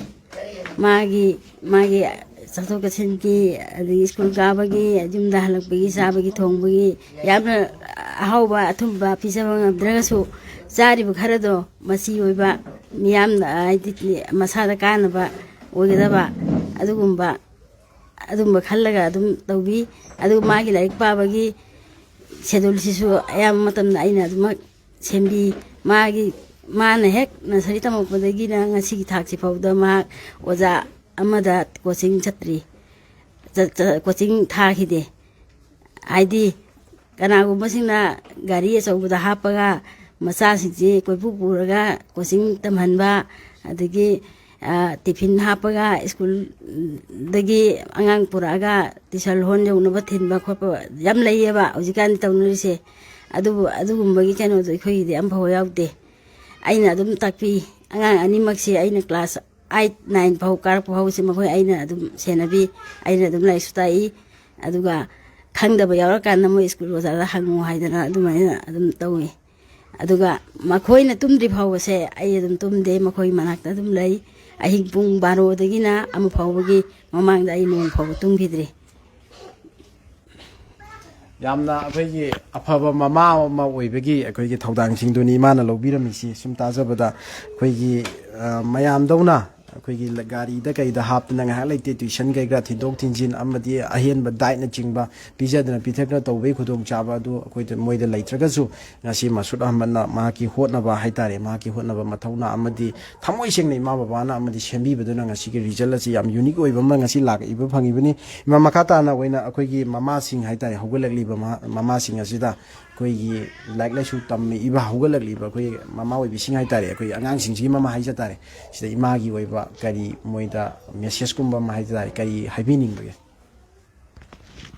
ꯍꯥꯏꯅꯤꯡꯕꯗꯤ ꯌꯥꯝ ꯂꯩꯈ꯭ꯔꯦ ꯍꯧꯖꯤꯛꯀꯥꯟꯗꯤ ꯃꯃꯥ ꯑꯣꯏꯕꯤꯁꯤꯡꯁꯤ ꯂꯛꯖꯔꯤꯔꯣꯝꯗꯁꯨ ꯆꯠꯈ꯭ꯔꯦ ꯑꯌꯥꯝꯕꯅ ꯑꯗꯨꯒ ꯃꯆꯥꯁꯤ ꯐꯩ ꯈꯪꯗꯦ ꯐꯠꯇꯦ ꯈꯪꯗꯦ ꯑꯩ ꯏꯆꯥꯗꯤ ꯑꯗꯨꯅꯤ ꯑꯗꯥꯅꯤꯅ ꯇꯧꯔꯒꯅꯦ ꯑꯉꯥꯡꯁꯤꯅ ꯍꯣꯡꯍꯟꯕ ꯌꯥꯝ ꯊꯦꯡꯅꯩ ꯃꯗꯨ ꯇꯧꯔꯣꯏꯗꯕꯅꯤ ꯑꯉꯥꯡꯗꯤ ꯁꯦꯡꯅ ꯍꯥꯏꯔꯀꯥꯟꯗ ꯑꯩꯅ ꯄꯣꯛꯄ ꯏꯆꯥꯗꯤ ꯑꯩꯅ ꯍꯥꯏꯕ ꯏꯟꯒꯗꯕꯅꯤ ꯑꯩꯅ ꯐꯝꯃꯨ ꯍꯥꯏꯕ ꯃꯐꯝꯗ ꯐꯝꯒꯗꯕꯅꯤ ꯆꯠꯂꯨ ꯍꯥꯏꯕ ꯆꯠꯀꯗꯕꯅꯤ ꯑꯩꯅ ꯃꯈꯣꯏꯕꯨ ꯉꯝꯃꯦ ꯍꯥꯏꯗꯨꯅ ꯃꯈꯣꯏꯕꯨ ꯗꯟꯗꯤ ꯑꯣꯏꯅꯁꯨ ꯑꯀꯟꯕ ꯆꯩꯔꯥꯛꯁꯨ ꯄꯤꯔꯣꯏꯗꯕꯅꯤ ꯃꯈꯣꯏꯒꯤꯗ ꯅꯣꯡ ꯐꯥꯗꯣꯛ ꯃꯈꯣꯏꯅ ꯂꯥꯏꯔꯤꯛ ꯂꯥꯏꯁꯨꯒꯤ ꯃꯔꯝꯗ ꯊꯧꯁꯥꯔꯛꯇꯕ ꯂꯩꯔꯒꯁꯨ ꯃꯗꯨ ꯑꯩꯈꯣꯏꯅ ꯉꯥꯡꯕꯤꯗꯅ ꯈꯣꯠꯄꯤꯗꯅ ꯇꯧꯕꯤꯐꯝ ꯊꯣꯛꯇꯦ ꯃꯗꯨ ꯔꯤꯂꯦꯛꯁ ꯇꯧꯕꯤꯒꯗꯕꯅꯤ ꯑꯗꯨꯒ ꯃꯈꯣꯏꯅ ꯂꯥꯏꯔꯤꯛ ꯌꯥꯝ ꯄꯥꯅꯤꯡꯉꯛꯄ ꯃꯇꯝꯗ ꯏꯟꯇꯔꯦꯁ ꯄꯤꯕꯤꯒꯗꯕꯅꯤ ꯑꯗꯨꯒ ꯃꯈꯣꯏꯒꯤ ꯑꯉꯥꯡꯗꯤ ꯅꯤꯡꯊꯥꯗ ꯈꯪꯉꯤ ꯍꯥꯏꯅꯕ ꯂꯩꯕꯅꯤ ꯑꯗꯨꯃꯥꯏꯅ ꯇꯧꯗꯅ ꯑꯩꯒꯤ ꯏꯆꯥꯅꯨꯄꯥꯁꯤꯒꯤꯁꯨ ꯃꯥꯒꯤ ꯄꯤꯛꯏꯉꯩꯗꯒꯤ ꯃꯒꯨꯟ ꯊꯣꯛꯄ ꯊꯣꯛꯄ ꯌꯥꯝꯅ ꯌꯨꯅꯤꯛ ꯑꯣꯏꯕ ꯌꯥꯝꯅ ꯐꯖꯕ ꯃꯥꯒꯤ ꯃꯒꯨꯟ ꯍꯥꯏꯌꯨ ꯍꯥꯏꯔꯒꯗꯤ ꯃꯥꯁꯦ ꯑꯩꯅ ꯌꯥꯗꯕ ꯊꯕꯛ ꯑꯃꯐꯥꯎ ꯉꯁꯤ ꯐꯥꯎꯕ ꯇꯧꯔꯛꯇ꯭ꯔꯤ ꯑꯩꯅ ꯑꯩꯉꯣꯟꯗꯒꯤ ꯏꯖꯥꯖꯠ ꯂꯧꯗꯅ ꯃꯥ ꯉꯁꯤ ꯐꯥꯎꯕꯗ ꯀꯅꯥꯒꯨꯝꯕ ꯃꯔꯨꯞ ꯃꯄꯥꯡ ꯑꯗꯒꯤ ꯀꯩꯔꯣꯜ ꯂꯩꯀꯥꯏ ꯀꯅꯥꯒꯨꯝꯕ ꯃꯥꯒꯤ ꯀꯣꯂꯤꯛꯁꯤꯡꯒ ꯄꯨꯟꯃꯤꯟꯅꯈꯤꯗ꯭ꯔꯤ ꯃꯥꯅ ꯆꯠꯀꯦ ꯀꯩꯒꯨꯝꯕ ꯊꯕꯛ ꯑꯃ ꯆꯠꯀꯦ ꯍꯥꯏꯔꯁꯨ ꯑꯩꯉꯣꯟꯗ ꯍꯥꯟꯅ ꯍꯥꯏꯔꯝꯒꯗꯕꯅꯤ ꯑꯗꯨꯒ ꯑꯩꯅ ꯌꯥꯗ꯭ꯔꯗꯤ ꯃꯥ ꯆꯠꯂꯣꯏ ꯑꯗꯨꯒ ꯃꯃꯥꯟꯅꯕꯁꯤꯡꯒ ꯑꯗꯒꯤ ꯁ꯭ꯀꯨꯜꯒꯤ ꯃꯃꯥꯟꯅꯕꯁꯤꯡ ꯑꯗꯒꯤ ꯀꯩꯔꯣꯜ ꯂꯩꯀꯥꯏꯒꯤ ꯌꯨꯝꯊꯪ ꯀꯩꯔꯣꯟꯅꯔꯤꯕꯁꯤꯡꯒꯤ ꯃꯃꯥꯟꯅꯕꯁꯤꯡꯒ ꯅꯣꯡ ꯐꯥꯎꯕ ꯒꯥ ꯇꯧꯗꯅ ꯑꯉꯥꯡ ꯑꯣꯏꯕꯒꯤ ꯅꯨꯄꯥ ꯃꯆꯥ ꯑꯣꯏꯕꯒꯤ ꯅꯣꯛꯈꯦꯗꯅ ꯁꯣꯔꯣꯛ ꯂꯝꯖꯥꯎꯗ ꯉꯁꯤ ꯐꯥꯎꯗ ꯆꯠꯇꯦ ꯃꯥꯏ ꯃꯄꯨꯟꯁꯤꯗ ꯃꯥꯒꯤ ꯇꯣꯉꯥꯟꯕ ꯐ꯭ꯔꯦꯟ ꯁꯥꯔꯀꯜ ꯑꯩꯈꯣꯏ ꯀꯔꯤ ꯍꯥꯏꯅꯤ ꯇꯣꯉꯥꯟꯕ ꯃꯔꯨꯞ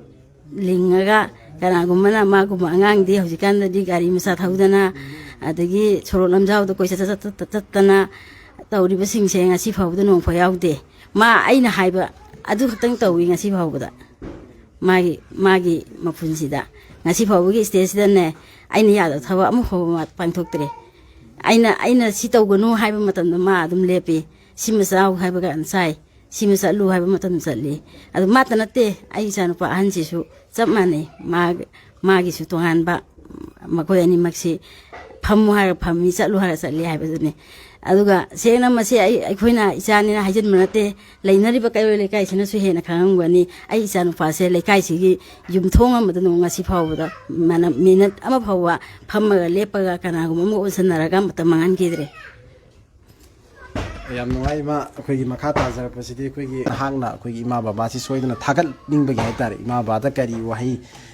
ꯊꯝꯅꯤꯡꯕ ꯑꯃꯗꯤ ꯏꯃꯥ ꯕꯕꯥꯒꯤ ꯇꯧꯕꯤꯃꯜ ꯑꯗꯨ ꯉꯁꯤꯒꯤ ꯂꯥꯏꯚ ꯏꯟꯇꯔꯚ꯭ꯌꯨꯁꯤ ꯈꯨꯗꯣꯡꯆꯥꯕ ꯂꯧꯔꯒ ꯑꯝꯇꯪ ꯏꯃꯥ ꯕꯕꯥꯗ ꯀꯔꯤ ꯊꯝꯅꯤꯡꯕꯒꯦ ꯏꯃꯥ ꯏꯄꯥꯁꯤ ꯅꯍꯥꯛꯀꯤ ꯑꯣꯏꯅ ꯏꯃꯥ ꯕꯕꯥ ꯑꯣꯏꯅ ꯐꯪꯕꯗ ꯃꯇꯤꯛ ꯆꯥꯏꯅ ꯂꯧꯕ꯭ꯔꯥ ꯀꯔꯤ ꯋꯥꯈꯜ ꯂꯩꯕꯒꯦ ꯍꯥꯏꯕꯗꯨ ꯎꯠꯂꯨꯁꯤ ꯑꯩꯈꯣꯏꯅ ꯑꯉꯥꯡ ꯑꯣꯏꯔꯤꯉꯩꯗ ꯇꯝꯂꯛꯄꯗ ꯏꯃꯥ ꯏꯄꯥꯗꯤ ꯃꯤꯠꯅ ꯎꯕ ꯂꯥꯏꯅꯤ ꯍꯥꯏꯅ ꯇꯝꯂꯛꯄꯗꯨ ꯍꯧꯖꯤꯛ ꯐꯥꯎꯕ ꯑꯗꯨꯝ ꯅꯤꯡꯁꯤꯡꯂꯤ ꯑꯗꯣ ꯑꯁꯦꯡꯕꯃꯛꯁꯨꯅꯤ ꯃꯈꯣꯏꯅ ꯄꯣꯛꯄꯤꯕꯗꯒꯤ ꯑꯩꯈꯣꯏꯅ ꯐꯖꯔꯕ ꯇꯥꯏꯕꯪꯄꯥꯟ ꯑꯁꯤ ꯎꯕ ꯐꯪꯂꯤꯕꯅꯤ ꯑꯃꯁꯨꯡ ꯃꯁꯤꯒꯤ ꯃꯊꯛꯇ ꯑꯩꯒꯤ ꯏꯃꯥ ꯏꯄꯥ ꯑꯅꯤꯁꯤ ꯑꯣꯏꯔꯝꯗ꯭ꯔꯒꯗꯤ ꯑꯩꯅ ꯉꯁꯤ ꯐꯪꯖꯔꯤꯕ ꯑꯦꯆꯤꯞꯃꯦꯟꯁꯤ ꯐꯪꯒꯅꯤ ꯍꯥꯏꯅꯁꯨ ꯈꯟꯗꯦ ꯃꯔꯝꯗꯤ ꯑꯩꯈꯣꯏꯒꯤ ꯐꯤꯕꯝꯁꯤꯡ ꯍꯥꯏꯕ ꯇꯥꯔꯦ ꯐꯥꯏꯅꯥꯟꯁꯤꯌꯦꯜꯂꯤ ꯈꯤꯇꯪ ꯁꯣꯟꯕ ꯑꯣꯏꯕꯅꯤꯅ ꯀꯅꯥꯒꯨꯝꯕ ꯑꯃꯒꯤ ꯃꯆꯥ ꯑꯣꯏꯔꯝꯃꯒꯗꯤ ꯑꯩꯁꯦ ꯑꯇꯣꯞꯄ ꯐꯤꯜ ꯑꯃꯗ ꯑꯦꯅꯤ ꯐꯤꯜ ꯑꯃꯗ ꯆꯠꯂꯝꯕꯁꯨ ꯌꯥꯏ ꯑꯗꯨꯅ ꯑꯩꯅ ꯍꯥꯏꯔꯒꯗꯤ ꯑꯩꯒꯤ ꯏꯃꯥ ꯏꯄꯥꯁꯤꯕꯨ ꯌꯥꯝ ꯋꯥꯡꯅ ꯊꯥꯒꯠꯆꯅꯤꯡꯉꯤ ꯑꯗꯨꯕꯨ MD ꯁꯜꯃꯥꯟ ꯈꯨꯔꯁꯤꯠ ꯍꯥꯏꯕ ꯑꯦꯀꯥꯎꯟ ꯑꯃꯗꯒꯤ ꯃꯦꯊꯃꯦꯇꯤꯛꯁꯇ 100ꯀꯤ ꯃꯅꯨꯡꯗ ꯑꯗꯨꯝ ꯃꯥꯁꯨ ꯅꯪꯁꯦ 100 ꯑꯗꯨꯝ ꯐꯪꯈꯤꯕ꯭ꯔꯥ ꯑꯗꯣ 100ꯀꯤ ꯃꯅꯨꯡꯗ 100 ꯐꯪꯕꯁꯦ ꯃꯣꯏꯗ ꯌꯥꯝ ꯑꯉꯛꯄ ꯃꯄꯨꯡ ꯃꯦꯊꯃꯦꯇꯤꯛꯁꯁꯤ ꯅꯍꯥꯛꯀꯤ ꯑꯣꯏꯕ ꯌꯥꯝ ꯍꯩꯅꯕ ꯁꯕꯖꯦꯛ ꯑꯃ ꯑꯣꯏꯈꯤꯕ꯭ꯔꯥ 100ꯇ 100 ꯐꯪꯉꯤꯁꯦ ꯀꯃꯥꯏꯅ ꯇꯧꯕꯅꯣ ꯁꯤ ꯃꯇꯥꯡꯁꯤ ꯑꯃꯇꯪ ꯄꯟꯕꯤꯔꯝꯃꯨꯅ ꯉꯁꯤ ꯀꯃꯦꯟ ꯁꯦꯛꯁꯟꯗ ꯌꯥꯎꯕꯤꯔꯛꯑꯦ ꯃꯁꯤ ꯃꯇꯥꯡꯁꯤ MD ꯁꯜꯃꯥꯟ ꯈꯨꯔꯁꯤꯠꯅ ꯃꯁꯤꯒꯤ ꯃꯇꯥꯡꯁꯤꯃ ꯃꯦꯊꯃꯦꯇꯤꯛꯁꯁꯤ ꯅꯍꯥꯛꯀꯤ ꯑꯣꯏꯕ ꯌꯥꯝꯅ ꯅꯨꯡꯉꯥꯏꯖꯕ ꯁꯕꯖꯦꯛ ꯑꯣꯏꯕ꯭ꯔꯥ ꯀꯃꯥꯏꯅ ꯇꯧꯒꯦ ꯍꯥꯏꯕꯗꯣ ꯃꯌꯥꯝꯗꯤ ꯌꯥꯝ ꯍꯩꯅꯗꯕꯅꯦꯕ ꯃꯦꯊꯃꯦꯇꯤꯛꯁꯁꯤ ꯍꯣꯏ ꯃꯦꯊꯃꯦꯇꯤꯛꯁꯤ ꯌꯥꯝꯅ ꯍꯩꯔꯒꯅ ꯌꯥꯝ ꯃꯃꯨꯠ ꯇꯥꯅ ꯍꯩꯕ ꯌꯥꯈꯤꯕ ꯑꯗꯨꯒ ꯍꯩꯍꯧꯗ꯭ꯔꯒꯅ ꯌꯥꯝꯅ ꯀꯩ ꯍꯥꯏꯅꯤ ꯐꯔꯛ ꯇꯥꯕ ꯁꯕꯖꯦꯛ ꯑꯃ ꯑꯣꯏ ꯃꯦꯊꯃꯦꯇꯤꯛꯁ ꯑꯩ ꯃꯔꯛ ꯑꯃꯗꯗꯤ ꯌꯥꯝꯅ ꯍꯩꯕ ꯃꯛꯇꯤ ꯑꯣꯏꯔꯝꯗꯦ ꯑꯦꯚꯔꯦꯖ ꯑꯣꯏꯔꯝꯃꯤ ꯑꯗꯨꯗꯒꯤ ꯑꯩꯅ ꯑꯦꯚꯔꯦꯖ ꯑꯣꯏꯔꯝꯕꯁꯤꯗꯒꯤ ꯍꯦꯟꯅ ꯃꯦꯊꯃꯦꯇꯤꯛꯁꯁꯤꯅ ꯍꯦꯟꯅ ꯑꯦꯐꯔꯠꯁ ꯊꯥꯊꯔꯒ ꯅꯨꯡꯇꯤꯒꯤ ꯗꯦꯂꯤ ꯕꯦꯁꯤꯁꯇ ꯃꯦꯊꯃꯦꯇꯤꯛꯁꯀꯤ ꯑꯣꯏꯅ ꯇꯣꯉꯥꯟꯕ ꯁ꯭ꯇꯗꯤ ꯑꯋꯥꯔ ꯀꯥꯏꯊꯣꯛꯑꯒ ꯍꯣꯠꯅꯕꯗꯒꯤ ꯁꯤꯒꯤ ꯊꯥꯛꯁꯤ ꯍꯥꯏꯕꯗꯤ ꯃꯦꯊꯃꯦꯇꯤꯛꯁꯇ 100 ꯐꯨꯜ ꯐꯪꯕ ꯉꯝꯕꯅꯤ ꯍꯟꯗꯛꯀꯤ ꯁꯕꯖꯦꯛꯇ ꯈ꯭ꯋꯥꯏ ꯁꯣꯟꯈꯤꯕ ꯁꯕꯖꯦꯛꯁꯤ ꯀꯔꯤ ꯑꯣꯏꯒꯦ ꯑꯩꯒꯤ ꯑꯣꯏꯅ ꯈ꯭ꯋꯥꯏꯗꯒꯤ ꯁꯣꯟꯈꯤꯕ ꯁꯕꯖꯦꯛꯁꯤ ꯁꯣꯁꯤꯌꯦꯜ ꯁꯥꯏꯟꯁꯁꯤꯅ ꯏꯁꯣꯟ ꯁꯣꯜꯂꯦ ꯁꯣꯁꯤꯌꯦꯜ ꯁꯥꯏꯟꯁꯇ ꯑꯩ 87 ꯐꯪꯖꯩ ꯑꯩꯈꯣꯏ ꯃꯁꯨꯗ ꯑꯩꯈꯣꯏ ꯑꯉꯥꯡ ꯑꯣꯏꯔꯤꯉꯩꯗꯤ ꯍꯧꯅ ꯍꯥꯏꯇꯥꯔꯦ ꯉꯁꯤ ꯐꯥꯎꯗ ꯑꯩꯈꯣꯏꯒꯤ ꯅꯍꯥꯛꯁꯨ ꯂꯥꯏꯔꯤꯛ ꯄꯥꯔꯒꯁꯨ ꯐ꯭ꯔꯤ ꯇꯥꯏꯝꯗ ꯅꯍꯥꯛꯀꯤ ꯍꯣꯕꯤ ꯍꯥꯏꯇꯥꯔꯦ ꯌꯥꯝ ꯁꯝꯖꯤꯜꯂꯒꯅ ꯑꯩꯈꯣꯏ ꯍꯣꯕꯤꯁꯤ ꯀꯔꯤ ꯑꯌꯥꯝꯕ ꯁꯨꯝ ꯑꯩꯈꯣꯏꯒꯤ ꯇꯥꯏꯝ ꯄꯥꯁꯀꯨꯝꯕꯁꯤ ꯀꯔꯤꯒꯤ ꯍꯣꯕꯤ ꯑꯣꯏꯔꯒ ꯅꯍꯥꯛꯁꯤ ꯃꯇꯝ ꯂꯦꯜꯂꯛꯄꯒꯤꯗꯨꯁꯨ ꯍꯥꯏꯐꯦꯠꯇꯪ ꯀꯔꯤ ꯑꯩꯒꯤ ꯂꯥꯏꯔꯤꯛ ꯄꯥꯗꯕ ꯃꯇꯝꯗ ꯇꯧꯕ ꯍꯣꯕꯤ ꯍꯥꯏꯔꯒꯗꯤ ꯐꯨꯠꯕꯣꯜ ꯃꯔꯛꯇ ꯑꯗꯨꯝ ꯌꯦꯡꯉꯤ ꯑꯗꯨꯒ ꯍꯥꯟꯅ ꯁꯥꯟꯅꯈꯤꯕ ꯏꯟꯇꯔꯦꯁꯇꯤꯡ ꯑꯣꯏꯕ ꯃꯦꯠꯁꯁꯤꯡꯒꯤ ꯍꯥꯏꯂꯥꯏꯠꯁꯤꯡ ꯌꯦꯡꯕꯁꯤꯅ ꯍꯣꯕꯤ ꯑꯣꯏꯅ ꯍꯥꯏꯖꯒꯦ ꯌꯥꯝ ꯅꯨꯡꯉꯥꯏ ꯉꯁꯤꯒꯤ ꯑꯩꯈꯣꯏ ꯚꯣꯏꯁ ꯑꯣꯐ ꯃꯩꯇꯩ ꯄꯥꯡꯒꯜ ꯑꯩꯈꯣꯏ ꯃꯁꯨꯠ ꯑꯩꯈꯣꯏ 25 ꯄꯣꯖꯤꯁꯟꯗ ꯑꯩꯈꯣꯏ ꯆꯠꯂꯛꯈ꯭ꯔꯕ ꯑꯩꯈꯣꯏꯒꯤ ꯍꯟꯗꯛꯀꯤ HLC ꯑꯦꯛꯖꯥꯃꯤꯅꯦꯁꯟ 2022ꯒꯤ ꯔꯤꯖꯜ ꯑꯥꯎꯠ ꯇꯧꯈꯤꯕꯗ ꯃꯩꯇꯩ ꯄꯥꯡꯒꯜ ꯏꯆꯤꯜ ꯏꯅꯥꯎꯁꯤꯡꯒꯤ ꯂꯛꯇꯒꯤ ꯍꯥꯏꯖ ꯇꯥꯔꯦ ꯑꯩꯈꯣꯏ ꯅꯨꯄꯥꯗ ꯃꯍꯥꯛ ꯃꯊꯟꯇꯅꯤ ꯄꯣꯖꯤꯁꯟ ꯂꯧꯔꯛꯏꯁꯤ ꯃꯅꯤꯄꯨꯔ ꯄꯨꯝꯕꯒꯤ ꯃꯩꯇꯩ ꯄꯥꯡꯒꯜ ꯏꯆꯤꯜ ꯏꯅꯥꯎꯁꯤꯡꯒꯤ ꯃꯔꯛꯇꯗꯤ ꯑꯗꯨꯕꯨ ꯉꯁꯤ ꯑꯩꯈꯣꯏꯒꯤ ꯚꯣꯏꯁ ꯑꯣꯐ ꯃꯩꯇꯩ ꯄꯥꯡꯒꯜꯅ ꯂꯥꯏꯚ ꯏꯟꯇꯔꯚ꯭ꯌꯨ ꯑꯝꯇ ꯂꯧꯖꯒꯦ ꯍꯥꯏꯕꯗ ꯍꯔꯥꯎ ꯌꯥꯕꯤꯔꯛꯇ꯭ꯔ ꯉꯁꯤꯒꯤ ꯈꯨꯗꯣꯡꯆꯥꯕꯁꯤ ꯂꯧꯃꯤꯟꯅꯔꯦ ꯃꯁꯨꯠ ꯑꯔꯣꯏꯕ ꯋꯥꯍꯪ ꯍꯥꯏꯇꯥꯔꯦ ꯑꯔꯣꯏꯕ ꯑꯣꯏꯅ ꯉꯁꯤ ꯍꯧꯒꯠꯂꯛꯂꯤꯕ ꯅꯍꯥꯔꯣꯟꯁꯤꯡ ꯅꯍꯥꯛꯀꯤ ꯃꯈꯥ ꯇꯥꯕꯗ ꯍꯟꯗꯛ 10 ꯊꯥꯒꯗꯕ 9 ꯀꯥꯔꯤꯕ 8 ꯀꯥꯔꯤꯕ ꯅꯍꯥꯛꯀꯤ ꯖꯔꯅꯤꯁꯤꯗ ꯌꯧꯔꯛꯀꯗꯕꯁꯤꯡꯗ ꯑꯩꯈꯣꯏꯒꯤ ꯃꯁꯨꯠꯀꯤ ꯐꯦꯃꯤꯂꯤ ꯕꯦꯛꯒ꯭ꯔꯥꯎꯟꯁꯤ ꯌꯥꯝ ꯁꯣꯜꯂꯒꯁꯨ ꯑꯩꯈꯣꯏ ꯁꯤ ꯐꯥꯎꯒꯤ ꯊꯥꯛꯇ ꯍꯣꯠꯅꯔꯒꯗꯤ ꯁꯤ ꯃꯥꯏ ꯄꯥꯛꯄ ꯌꯥꯏ ꯍꯥꯏꯕꯗꯤ ꯅꯍꯥꯛꯀꯤ ꯉꯁꯤꯒꯤ ꯔꯤꯖꯜ ꯑꯁꯤ ꯄꯩꯁꯥꯅ ꯂꯩꯕ ꯐꯪꯕ ꯔꯤꯖꯜ ꯅꯠꯇꯦ ꯁꯦꯟ ꯊꯨꯝ ꯄꯥꯏꯕ ꯑꯩꯈꯣꯏꯒꯤꯉꯁꯤ ꯑꯌꯨꯛꯇꯤ ꯅꯨꯃꯤꯠ ꯇꯥꯕꯨ ꯇꯨꯏꯁꯟ ꯁꯕꯖꯦꯛ ꯈꯨꯗꯤꯡꯒꯤ ꯇꯧꯗꯅ ꯑꯍꯦꯟꯕ ꯃꯣꯏꯗ ꯁ꯭ꯇꯗꯤ ꯇꯧꯍꯟꯗꯅ ꯄꯩꯁꯥ ꯊꯥꯗꯗꯅ ꯑꯗꯒꯤ ꯑꯍꯦꯟꯕ ꯗꯥꯏꯠ ꯄꯤꯖꯗꯅ ꯃꯌꯥꯝ ꯇꯧꯕ ꯂꯩ ꯍꯥꯏꯕ ꯑꯗꯨꯕꯨ ꯅꯍꯥꯛꯀꯤ ꯔꯤꯖꯟꯁꯤ ꯐꯪꯗꯅ ꯑꯩꯈꯣꯏꯒꯤ ꯂꯩꯈꯤꯕ ꯉꯥꯛꯇꯅꯦꯕ ꯑꯗꯨꯕꯨ ꯍꯧꯒꯠꯂꯛꯂꯤꯕ ꯅꯍꯥꯔꯣꯟꯁꯤꯡꯁꯤꯗ ꯑꯩꯈꯣꯏ ꯁꯤꯒꯨꯝꯕ ꯂꯝꯕꯤ ꯑꯃꯗ ꯁꯤꯒꯨꯝꯕ ꯈꯣꯡꯊꯥꯡ ꯑꯃꯗ ꯁꯤꯒꯤ ꯆꯥꯡꯗ ꯍꯣꯠꯅꯔꯒꯗꯤ ꯑꯩꯈꯣꯏ ꯃꯥꯏ ꯄꯥꯛꯄ ꯌꯥꯏ ꯍꯥꯏꯕꯁꯤ ꯉꯁꯤ ꯃꯤꯠ ꯅꯥꯀꯣꯡ ꯑꯣꯏꯍꯧꯅꯕ ꯍꯧꯒꯠꯂꯛꯂꯤꯕ ꯅꯍꯥꯔꯣꯟꯁꯤꯡꯗ ꯃꯁꯤꯒꯤ ꯃꯇꯥꯡꯗ ꯇꯦꯟꯇꯛꯅ ꯑꯃꯨꯛꯇꯪ ꯄꯜꯂꯤ ꯍꯧꯖꯤꯛ ꯍꯧꯒꯠꯂꯛꯂꯤꯕ ꯅꯍꯥꯔꯣꯜꯁꯤꯡꯗ ꯑꯩꯅ ꯍꯥꯏꯅꯤꯡꯕ ꯍꯥꯏꯔꯒꯗꯤ ꯑꯩꯈꯣꯏꯅ ꯑꯦꯆꯤꯞꯃꯦꯟ ꯑꯃ ꯐꯪꯒꯦ ꯍꯥꯏꯔꯗꯤ ꯃꯥꯏꯟꯁꯦꯠ ꯄꯤꯌꯣꯔ ꯌꯥꯝꯅ ꯁꯦꯡꯕ ꯃꯥꯏꯟꯁꯦꯠ ꯊꯝꯒꯗꯕꯅꯤ ꯈꯜꯂꯤ ꯃꯔꯝꯗꯤ ꯍꯧꯖꯤꯛꯀꯥꯟꯒꯤ ꯑꯩꯈꯣꯏꯒꯤ ꯂꯦꯡꯒꯥꯒꯤ ꯃꯤ ꯍꯥꯏꯇꯥꯔꯦ ꯑꯌꯥꯝꯕꯅ ꯉꯥꯎꯅꯔꯤꯁꯤ 10 ꯍꯦꯛ ꯂꯣꯏꯔꯗꯤ ꯑꯩꯗꯤ ꯒꯥꯔꯤ ꯊꯧꯗꯕ ꯌꯥꯗꯦ ꯅꯠꯇ꯭ꯔꯒꯅ ꯀꯣꯏꯕ ꯆꯠꯇꯕ ꯌꯥꯗꯦꯅ ꯈꯟꯕ ꯁꯤꯒꯤ ꯋꯥꯈꯜꯁꯤ ꯂꯩꯅ ꯈꯟꯖꯩ ꯑꯩꯅ ꯈꯟꯕꯗ ꯁꯤꯒꯤ ꯋꯥꯈꯜꯁꯤꯅꯗꯤ ꯄꯣꯖꯤꯇꯤቭ ꯑꯥꯎꯠꯀꯝ ꯌꯥꯝꯅ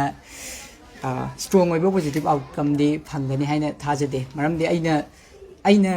ꯐꯪꯅꯕ ꯍꯣꯠꯅꯔꯤꯕ ꯊꯕꯛ ꯄꯣꯠ ꯑꯗꯨ ꯑꯩꯅ ꯐꯪꯒꯗꯕꯅꯤ ꯑꯩꯅ ꯑꯇꯣꯞꯄ ꯄꯣꯠ ꯑꯃꯗ ꯄ꯭ꯔꯥꯏꯌꯣꯔꯤꯇꯤ ꯄꯤꯔꯒ ꯑꯇꯣꯞꯄ ꯑꯃꯅ ꯁꯦꯀꯦꯟꯗꯔꯤ ꯑꯣꯏꯅ ꯊꯝꯂꯒꯗꯤ ꯁꯦꯀꯦꯟꯗꯔꯤ ꯑꯣꯏꯕ ꯄꯣꯠꯇꯨꯗꯤ ꯁꯛꯁꯦꯁ ꯑꯣꯏꯕꯒꯤ ꯆꯥꯟꯁ ꯌꯥꯝꯅ ꯅꯦꯝꯃꯤꯅ ꯈꯜꯂꯤ ꯑꯗꯨꯅ ꯑꯩꯒꯤ ꯃꯈꯥ ꯇꯥꯕꯗ ꯂꯩꯔꯤꯕ ꯑꯩꯒꯤ ꯍꯧꯒꯠꯂꯛꯄ ꯅꯍꯥꯔꯣꯜꯁꯤꯡꯗ ꯍꯥꯏꯅꯤꯡꯕ ꯍꯥꯏꯔꯒꯗꯤ ꯏꯁꯥꯅ ꯏꯁꯥꯒꯤ ꯑꯦꯝꯁꯦ ꯈꯪꯗꯣꯛꯄꯤꯔꯒ ꯏꯁꯥꯒꯤ ꯄꯤꯌꯣꯔ ꯑꯦꯐꯔꯠꯁ ꯍꯦꯟꯅ ꯊꯥꯊꯕꯤꯔꯒ ꯁꯛꯁꯦꯁꯁꯦ ꯐꯪꯕ ꯉꯝꯅꯕ ꯍꯣꯠꯅꯕꯤꯌꯣꯅ ꯍꯥꯏꯖꯒꯦ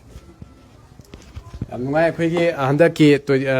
ꯄꯣꯖꯤꯁꯟ ꯍꯣꯜꯗꯔ ꯑꯣꯏꯅ ꯆꯠꯂꯛꯈ꯭ꯔꯕ ꯑꯩꯈꯣꯏꯒꯤ ꯏꯅꯥꯎ ꯃꯁꯨꯠꯄꯨ ꯉꯁꯤ ꯚꯣꯏꯁ ꯑꯣꯐ ꯃꯩꯇꯩ ꯄꯥꯡꯒꯟ ꯏꯟꯇꯔꯚ꯭ꯌꯨ ꯑꯃꯈꯛ ꯂꯧꯖꯒꯦ ꯍꯥꯏꯕꯗ ꯍꯔꯥꯎ ꯍꯔꯥꯎ ꯌꯥꯕꯤꯔꯛꯇꯅ ꯑꯩꯈꯣꯏ ꯉꯁꯤꯒꯤ ꯏꯟꯇꯔꯚ꯭ꯌꯨꯁꯤꯕꯨ ꯁꯔꯨꯛ ꯌꯥꯕꯤꯔꯤꯕ ꯃꯁꯨꯠ ꯏꯃꯥ ꯕꯕꯥ ꯄꯣꯛꯄ ꯄꯣꯛꯄꯤ ꯍꯥꯏꯖ ꯇꯥꯔꯦ ꯑꯃꯗꯤ ꯉꯁꯤꯒꯤ ꯌꯦꯡꯕꯤꯔꯤꯕ ꯚ꯭ꯌꯨꯌꯔ ꯄꯨꯝꯅꯃꯛꯁꯨ ꯑꯩꯈꯣꯏ ꯚꯣꯏꯁ ꯑꯣꯐ ꯃꯩꯇꯩ ꯄꯥꯡꯒꯟꯒꯤ ꯃꯥꯏꯀꯩꯗꯒꯤ ꯇꯧꯕꯤꯃꯟ ꯈꯪꯕ ꯑꯃꯗꯤ ꯏꯀꯥꯏ ꯈꯨꯝꯅꯕ ꯎꯠꯆꯔꯤ ꯃꯁꯨꯠꯀꯤ ꯄꯨꯟꯁꯤꯗꯁꯨ ꯃꯇꯨꯡ ꯇꯥꯕꯗ ꯏꯁꯥꯅ ꯅꯤꯡꯖꯔꯤꯕ ꯑꯦꯝ ꯑꯗꯨ ꯑꯃꯨꯛꯀ ꯍꯦꯟꯅ ꯉꯁꯤ ꯃꯥꯏ ꯄꯥꯛꯄꯒꯤ ꯄꯨꯔꯛꯏꯁꯦ ꯃꯁꯤꯗꯒꯤ ꯍꯦꯟꯅ ꯆꯥꯎꯅ ꯃꯥꯏ ꯄꯥꯛꯄ ꯑꯍꯦꯟꯕ ꯑꯃ ꯄꯨꯔꯛꯇꯅ ꯉꯁꯤ ꯂꯝꯗꯝꯁꯤꯗ ꯃꯤꯌꯥꯝꯒꯤ ꯁꯦꯕꯥ ꯃꯄꯨꯡ ꯐꯥꯅ ꯇꯧꯕꯤꯔꯈꯣ ꯑꯃꯗꯤ ꯃꯇꯨꯡ ꯇꯥꯕꯗ ꯅꯍꯥꯛꯅ ꯇꯧꯔꯤꯕ ꯊꯕꯛ ꯊꯧꯔꯝ ꯈꯨꯗꯤꯡꯃꯛꯇ ꯑꯃꯨꯛꯀ ꯍꯦꯟꯅ ꯃꯥꯏ ꯄꯥꯛꯄ ꯉꯝꯃꯨ ꯍꯥꯏꯅ ꯑꯩꯈꯣꯏ ꯚꯣꯏꯁ ꯑꯣꯐ ꯃꯩꯇꯩ ꯄꯥꯡꯒꯟꯗꯒꯤꯁꯨ ꯑꯩꯈꯣꯏꯒꯤ ꯑꯜꯂꯥꯗ ꯑꯩꯈꯣꯏ ꯗꯨꯋꯥ ꯇꯧꯖꯒꯦ